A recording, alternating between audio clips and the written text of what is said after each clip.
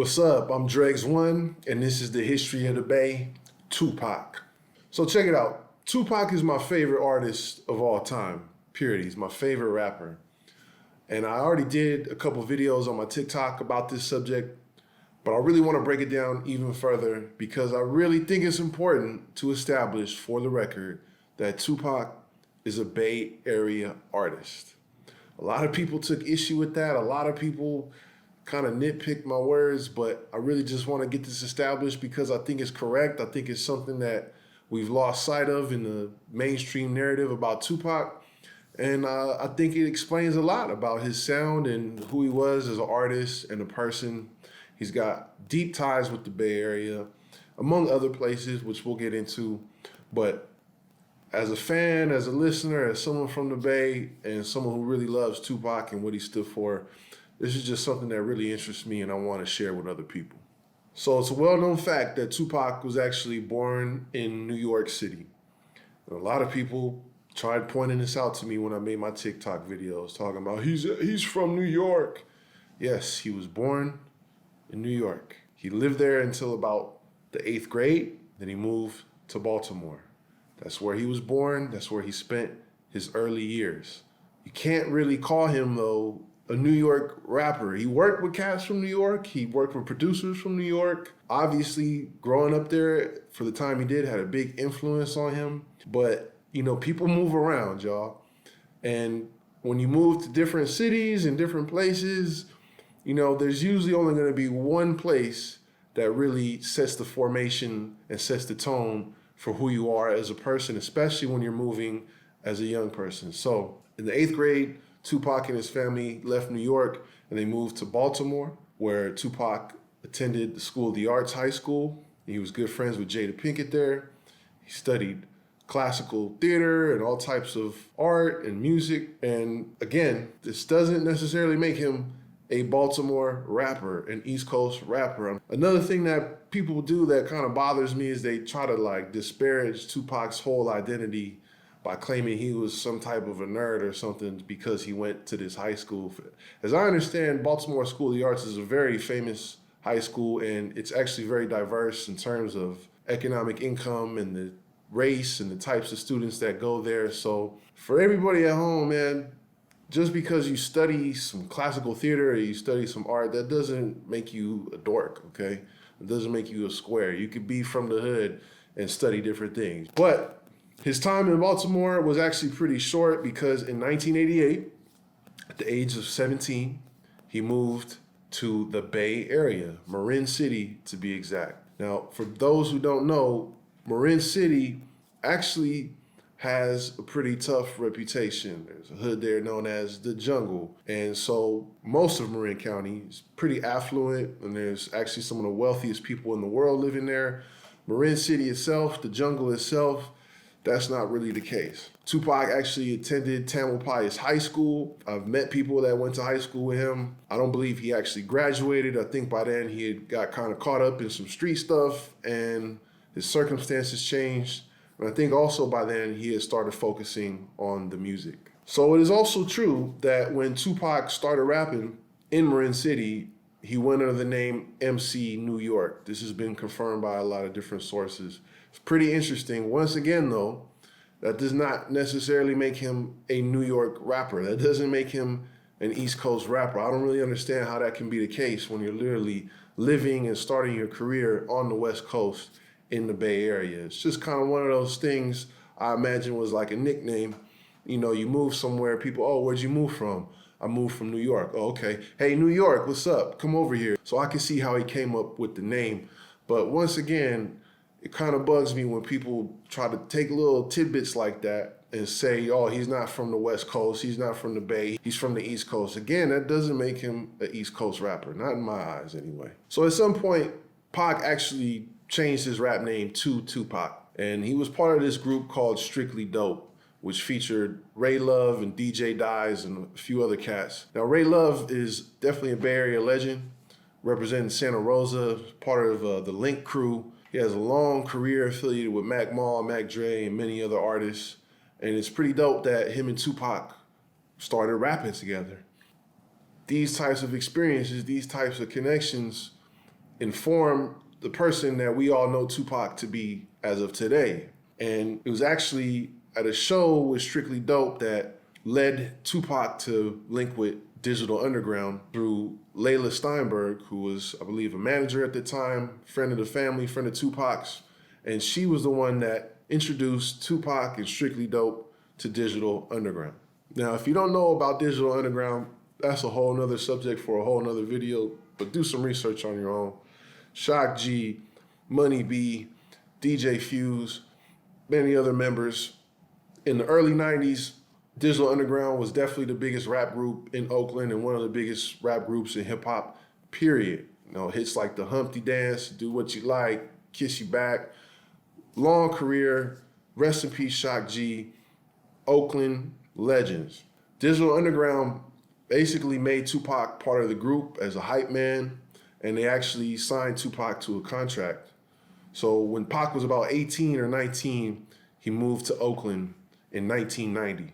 Saphir of Hobo Junction, legendary rapper from West Oakland, legendary Bay Area cat, legendary hip hop cat. He was actually part of Digital Underground during that time. I believe he might have also been a hype man and a dancer, and I believe him and Tupac were roommates. In 1991, Tupac made his debut on the same song by Digital Underground. You can see him in the video and everything, performing the song with the group on tour and on live TV shows. And obviously this really put him in the game. All of a sudden, labels wanted to sign him. Another really important fact about Tupac's life is that his mother, Afeni, was a member of the Black Panther Party. And the Black Panther Party was started in Oakland, California. It spread all over the country.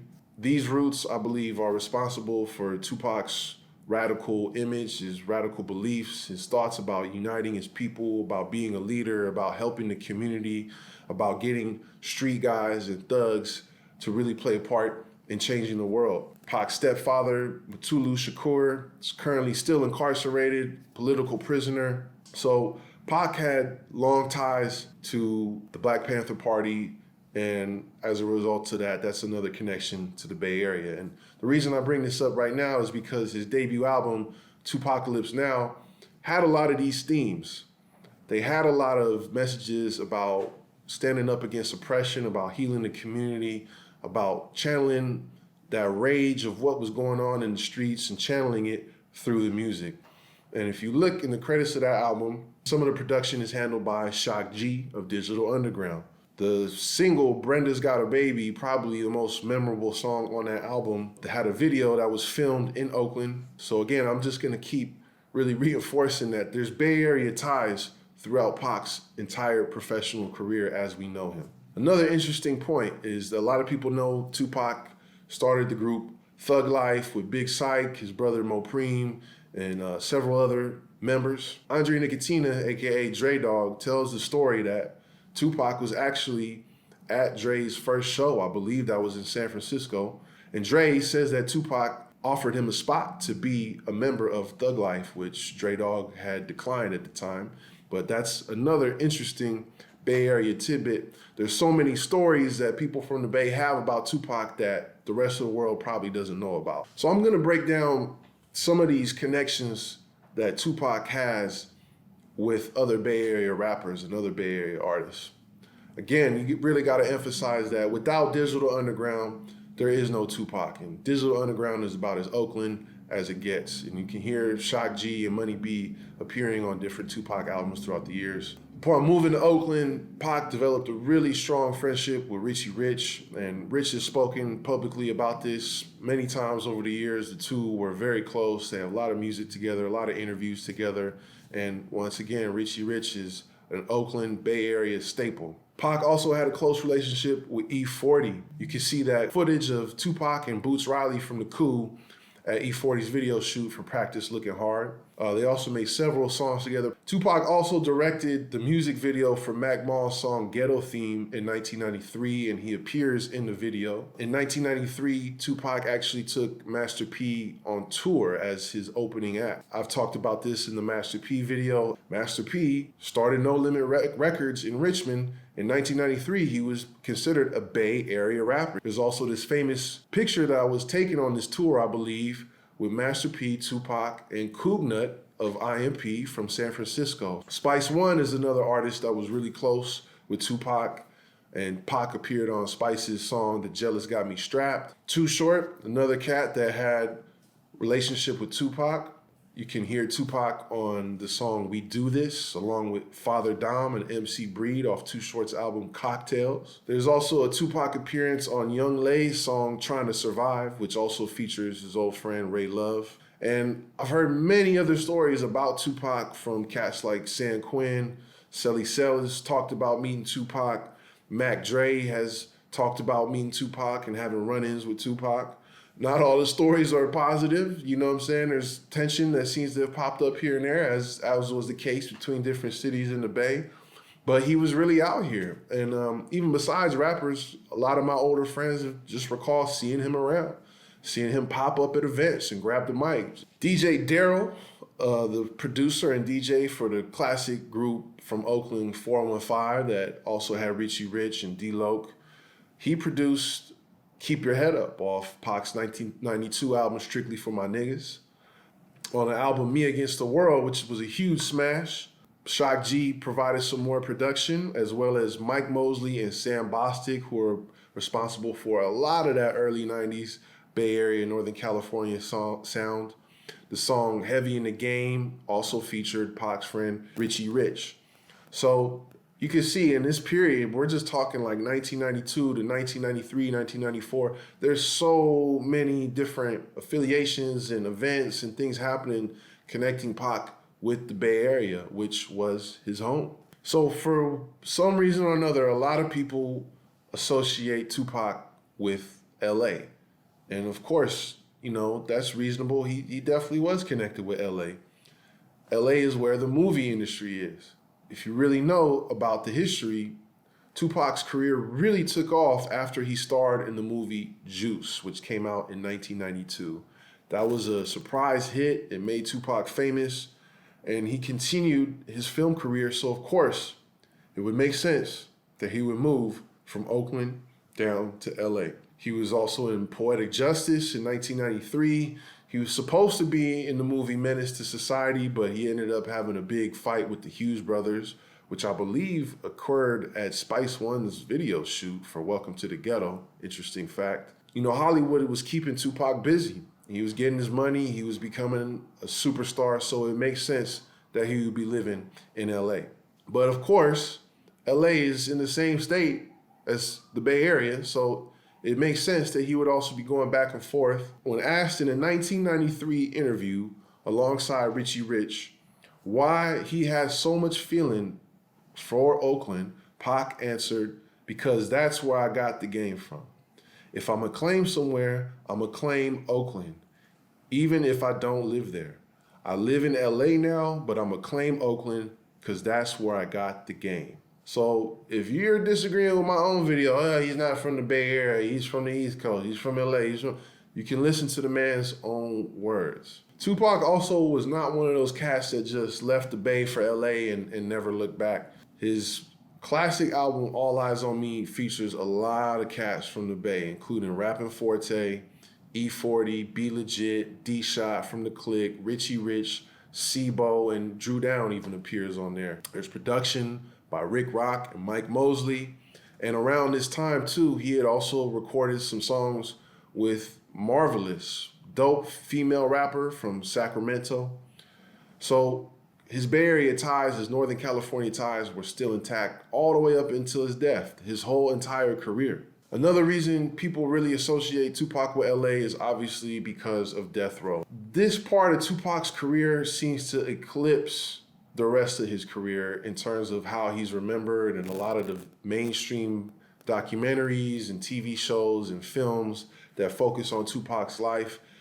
It really revolves around what happened when he got with Death Row, and I believe that a lot of that is due to the controversy that was surrounding him at the time. So as we all know, Suge Knight actually bailed Tupac out of prison and signed him to a deal that basically kind of kept him going while he was dealing with this case. So Tupac found a new home on Death Row. Interesting fact that Death Row and Suge Knight was also interested in signing other Bay Area artists like Too Short and Coog Nut and some others. But for Tupac, for whatever reason, probably again because of that bail and Tupac and Suge really came through and cashed him out, he found his home on death row. And again, people really seem to associate Tupac with artists like Snoop Dogg and Dr. Dre. You see Tupac appearing at their set via hologram at Coachella a few years back. Obviously, songs like America's Most Wanted with Snoop are huge. California Love with Dr. Dre are huge. So, of course, it makes sense that people associate Tupac with those artists. But in reality, I believe that America's Most Wanted was the only song that came out during Tupac's lifetime featuring him and Snoop. Dr. Dre only produced 2 songs for Tupac that came out. They were both on All Eyes on Me. And actually, shortly after Tupac arrived at death row, Dr. Dre and Suge kind of fell out and Dr. Dre split. You can even hear Tupac dissing Dr. Dre on the Machiavelli album.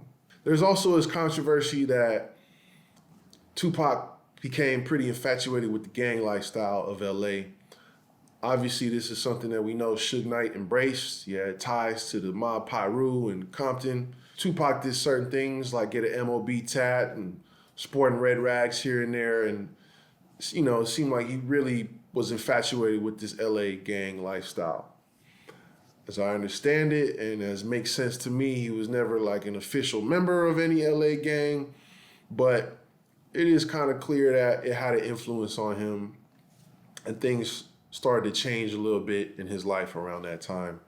But once again, that does not mean that he is from LA. I don't think you'll ever hear him claim LA as this is the city I'm from. I don't think there's any specific neighborhood in LA that he was attached to. So, I don't know, the argument doesn't really make much sense to me. Another reason that people might think that Pac was from LA is the song To Live and Die in LA. I've heard an unconfirmed rumor that the song was actually supposed to be called To Live and Die in the Bay and that Suge told Pac to change it. I don't know how credible that is. I haven't found any source to actually confirm that. So in my opinion, that's just a rumor. Either way though, it's a dope song and it's a tribute to the city that Tupac was living in at the time. So there's many artists that have made tributes to cities that they're not from. There's artists who move around, whether it's to LA, whether it's to New York, whether it's to Atlanta, and they show love and appreciation to those cities. And I believe that's what To Live and Die in LA was about. I don't think it was about him jumping ship or even just never even claiming that he was from the Bay and saying, I'm from LA. Another interesting point about Tupac and Death Row is that actually, I believe his contract was supposed to be up after the Machiavelli 7 Day Theory album came out. And Tupac, it was pretty well known that he was planning to leave Death Row shortly after that and really start pushing his own label, Machiavelli Records. That would have been really amazing to see what would have happened had Tupac lived. People know that he was planning on the One Nation Project, and this was like a group collaboration between himself, members of Boot Camp Click, Greg Nice, East Coast artists, Melly Mel, as well as people like Scarface. I believe he had even tapped in with Outkast. And of course, Tupac mentioned that there would be Bay Area artists on this project as well, including the Loonies, E-40, and I believe Rappin' Forte. This would have been huge. This would have put all the talk between East Coast and West Coast beef behind him, but instead, he passed away at that time, and this whole East Coast, West Coast beef was mostly contrived by the media, even though Pac sent shots at certain artists from New York and had beef with certain artists from New York. I really think the media kind of blew that out of proportion. And again, it's one of those things that people just keep talking about when it comes to Tupac. They focus on this short time, this short chapter when he was with Death Row, when he was beefing with Biggie. And as a result, a lot of the other history gets overlooked, in my opinion. But to really summarize where Tupac was up until his death and what he was about, in his final interview conducted by Sway, Pac said, I love the Bay And everywhere I go, in every episode I've been through, I always feel like I was sharing it, the good times and the bad, with the Bay. I felt like wherever I am, I felt like the Bay has something to do with making me. And in the same interview, he talked about bringing the Bay with him wherever he goes, that he doesn't want to turn his back on the Bay because he knows that, us in the Bay Area, if you leave and you don't mention us, we feel a type of way about it. Pac was aware of that. He gave a lot of respect to E-40 and Forte in that interview, and I think it really sums up how he felt about the Bay Area, that his roots were there up until the day he passed. So again, why is this stuff important? Well, because Tupac is arguably one of the most, if not the most important hip hop artists of all time, not just because of his music and the amazing success he had as an artist and an actor, but because of who he was as a person, his roots, his values, what his music stood for. And I believe a lot of those values were shaped by his time in the Bay Area, and you can see it by how he continued to bring a lot of artists from the Bay with him. His sound, a lot of his production, Bay Area producers were responsible. So I think, we owe it to ourselves and we owe it to Tupac's legacy to tell the full story. He was a Bay Area rapper. This is not just my own opinion. This is not some weird theory. This is how he was thought of in the early 90s, the beginning of his career. And to close it out, he had love for New York. He had love for Baltimore. He had love for LA. I got love for all those places too. I think it's okay for people to move around and have a different relationship with different places. But as I've said repeatedly throughout this video, I think Tupac himself, in his own words, he made it really clear where he was really from and what was the place that really shaped him. And I believe it was the Bay Area. And I hope that he continues to get remembered in this way. I hope that some of these other artists, get the love and recognition for rocking with Tupac. Because again, and no disrespect to them, but you kind of just hear about Tupac hanging out with Snoop Dogg and Dr. Dre. And let's be honest, Tupac was cool with a lot of people from all over the country, whether it's Bone Thugs, Big Daddy Kane, East Coast, West Coast, LA, the Bay, down South. Pac was just one of them type of dudes. So I don't think it takes anything away from any other place to say that Tupac was from the Bay. I think it should definitely be recognized that he had all these ties and all these connections around the country. But let's just get it straight and let's bring some of that love back to the Bay, because this is a special place and it's the only place that could have produced someone like Tupac. Peace.